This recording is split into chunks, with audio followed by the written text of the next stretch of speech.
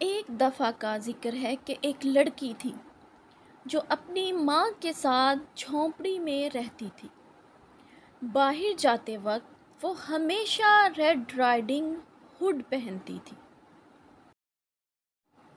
ایک دن وہ اپنی نانی سے ملنے گئی اور رستے میں اس کی ملاقات ایک بھیڑیے سے ہوئی۔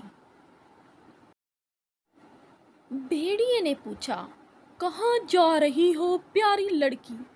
اس نے کہا، "میں اپنی نانی سے ملنے جا رہی ہوں، وہ اس پہاڑی کے پیچھے رہتی ہیں۔"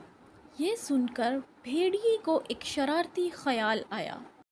بھیڑیا نانی کے گھر بھاگا اور اسے ثابت نگل گیا۔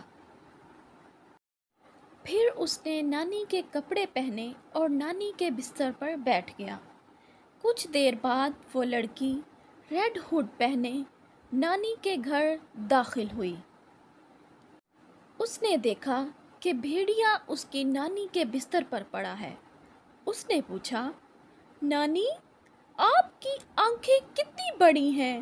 بھیڑیے نے کہا، "اس لیے تاکہ میں تمہیں اچھی طرح دیکھ سکوں۔" لڑکی نے کہا، "نانی، آپ کے کان بھی کتنے بڑے ہیں؟" بھیڑیے نے کہا، "اس لیے کہ میں تمہاری آواز اچھے سے سن سکوں۔" لڑکی نے کہا، "نانی، آپ کے دانت بھی بہت بڑے ہیں۔" بھیڑیے نے کہا، "تاکہ میں تمہیں اچھی طرح سے کھا سکوں۔" لڑکی ڈر گئی اور مدد کے لیے چلانے لگی، "میری مدد کرو، میری مدد کرو، پلیز کوئی میری مدد کرو۔"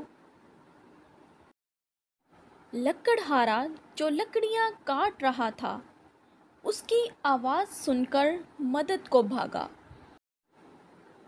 وہ بھاگتا ہوا گھر پہنچا اور دیکھا کہ بھیڑیا لڑکی پر حملہ کر رہا ہے۔